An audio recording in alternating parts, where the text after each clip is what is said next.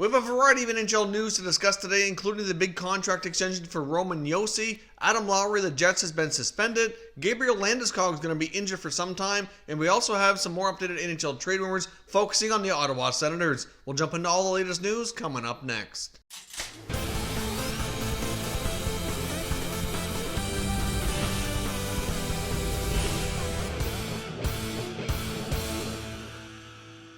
So welcome back here to Top Shelf Hockey. As I mentioned, we have some breaking news and things to discuss from around the NHL today. I want to kick things off with the big news out of the Predators organization, where they've come to terms on a brand new contract extension for longtime defenseman and their captain, Roman Josi, who is now going to become the third highest paid defenseman in the NHL when this new contract extension kicks in. He's going to be more than doubling his salary this year, where he's only making over $4 million. He's going to be going up to $9.059 million over the next 8 seasons. So, of course, $9 million is basically what he's earning. They added the 0.59 at the end, basically, because he wears 59. It's kind of weird how a lot of players and teams end up doing that. They do include their jersey numbers in the salary. Kind of weird in my opinion, but whatever. He's basically making $9 million over 8 years, which is a $72 million contract. Now, this contract is very much front-loaded and is full of a lot of signing bonuses. Out of the $72.5 million, just shy of $34 million of it will be paid out in signing bonuses, quite a bit of that in the first few years of the deal. And the other thing that the Predators rarely do is they gave him a full no-move clause throughout the entire 8-year contract. He'll only be the second player on a roster to have anything like that included in his contract. David Poile, the Predators GM, has done a great job of getting a lot of their players to buy in on a fair bit of long-term contracts without involving any kind of a no-trade or a modified no-trade. So this time's a little different for the captain, I guess. Like I've said before, I have no problem with no trades or modified no trades being included in many contracts, but really I think those types of things really should be reserved for the top players and, maybe a couple of guys on your team, like your captain, your top guys that you really wouldn't want to part with anyway. That, in my opinion, is the kind of players that should be preserved for. I think some teams just go a little bit too crazy and include these for way too many players and end up handcuffing themselves long term. It's something that the Predators GM, David Poile, has not done. Now, of course, this is a big time contract. Like I said, as of right now, based on everything, he'll be the third highest paid defenseman.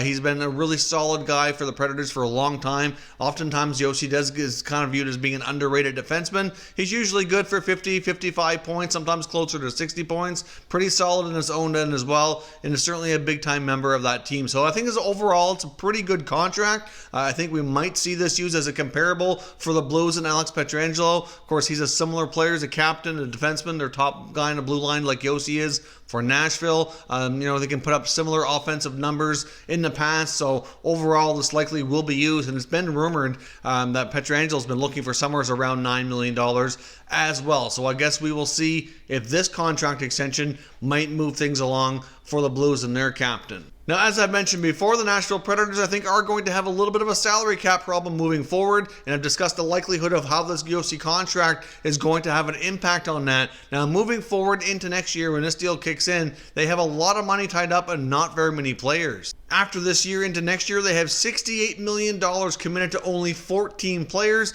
They have 8 regular members of their roster right now who are scheduled to be unrestricted free agents. So we could see a fair bit of turnover on the Predators roster going into next year. As I've mentioned before, wouldn't be surprising to see them want to continue to try to move a player like Kyle Turris, who's making $6 million for another 4 or 5 years and really hasn't panned out the way they were hoping for. They've added another center in Matt Duchene, who's playing ahead of him. They got Ryan Johansson, Nick Bonino. So oftentimes he's been playing a lower role. Now, so far this year, his numbers are looking a little bit better. I personally haven't had a chance to watch the Predators play very much, but I know statistically his production has been better so far. So I guess we will see. But if it's not Turris, something's got to give somewheres, and he just seems to be the most likely player to be moved. And with this recent improvement in production, it certainly might make things a little bit easier, but it's certainly going to make things tough on Poile to round out the rest of that roster with so much money committed to the other core players that they've already locked up here longer term. So I guess we will see how this contract fares. Now, my only real concern with this is the age that he's turning. Josi's already 29 years old. He'll be 30 when it kicks in, so it's going to take him to age 38. Now, so far, we don't really have any reason to believe that he's going to be, missing any significant period of time or becoming injury prone or anything like that. Josi's done fairly well in that regard, so I guess we'll see. But a lot of these longer term deals kicking in for guys that are 29, 30 sometimes do have risk associated with the latter part of it, but oftentimes teams and GMs don't really care so much about that. They already know the inherent risk on the back end. That's why a lot of these deals are front loaded. And they really are more focused on the production and what comes from that contract, usually in the first 4 to 5 years on these kind of contracts. So we'll see how this all works out, but overall, I think a pretty fair deal for Josi and the Predators. Now, of course, on the weekend, we saw the Heritage Classic take place in Saskatchewan on a neutral site between the Calgary Flames and the Winnipeg Jets. Certainly a unique experience and great to see a game in Saskatchewan. There's all kinds of great hockey fans there. I know there's been lots of interest for years to try to get a team in Saskatoon or Regina or somewhere around there, but ultimately they're just too small of a market and the NHL's never shown any interest to go there. But there's tons of hockey players to come out of that province, and there's all kinds of great hockey fans. So it was nice to see them get a pretty good sized NHL event. Now, unfortunately, in that game there was a bit of an incident which has caused a suspension here. We saw Winnipeg Jets forward Adam Lowry be called for boarding against Oliver Kylington of the Calgary Flames. Basically ended up going in and making head contact into the boards, and he has been called by NHL Player Safety for a 2-game suspension. Now, Lowry did have a situation that happened before, so he was considered a repeat offender. Ultimately, this could have been a 1-game suspension otherwise, but it is considered a 2-game deal, so he will be out of action here for the Winnipeg Jets. Certainly, Lowry's a really big guy. He's really tall, big and strong, and he certainly had an opportunity, I think, to let up on that hit. He took advantage of a player in a vulnerable situation, in my opinion, so I would have liked to have seen him kind of hold up there a little bit, but he has been suspended by Player Safety for the next 2 Winnipeg Jet hockey games. Now, the Colorado Avalanche are a team who's already been dealing with a little bit of adversity with one of their top players, Mikko Rantanen, out injured. We're not quite sure exactly how long he's going to be out, but now they're going to be out with the second member of their top line and their team captain, winger Gabriel Landeskog. Has been announced this morning by the Avalanche that he's going to be out indefinitely with a lower body injury. That's all we know right now. Indefinitely can be really long. It could be a couple of weeks. It really just depends. Obviously, that tells me that they likely don't really have a clear-cut idea on really how long this is going to take for him to get back. If they thought it was going to be 1 or 2 weeks, or they thought it was going to be a month, they probably would have said that. But there's also sometimes that some teams, for some reason, don't really want to give you a whole lot of details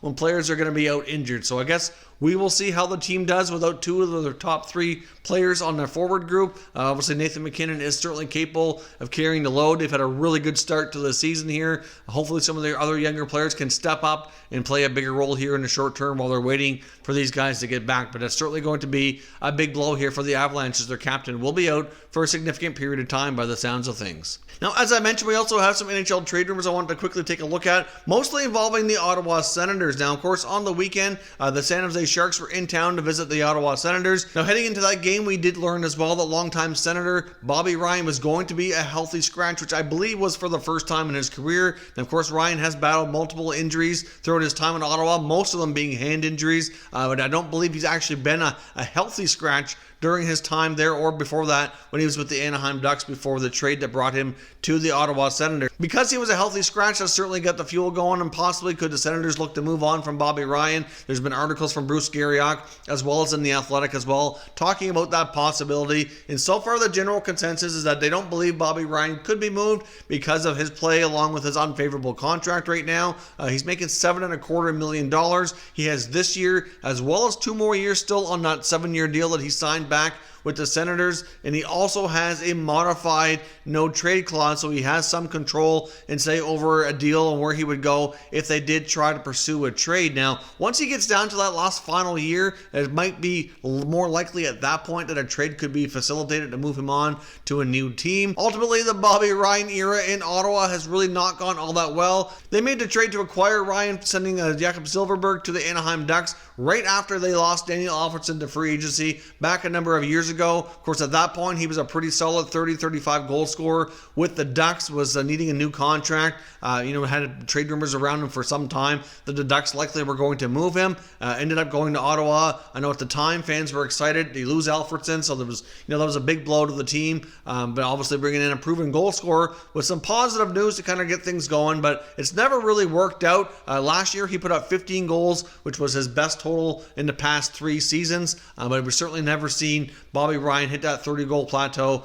like he had been before playing for the Anaheim Ducks. So could he be traded? I'm sure it's something that he probably would be interested in. I don't think he would mind a fresh start somewhere else. I don't think the Ottawa Senators and their cheap owner, Eugene Melnyk, would mind getting that $7.25 million off the books. But at the same time, they do need to stay above the salary cap floor, so that contract is serving some purpose in that regard. And I do think that they'd end up having to retain a fair bit of salary in order to even have any chance in that, or possibly include a first-round pick or a high-end prospect, which they have all of those things. But with considering where they are in their rebuild, I really don't think it'd be wise to move a first-round pick or a valuable prospect when they need a contract like that to kind of make sure they stay over the salary cap floor while they're building up all these guys into hopefully stronger, more experienced NHL players. So could Bobby Ryan be traded?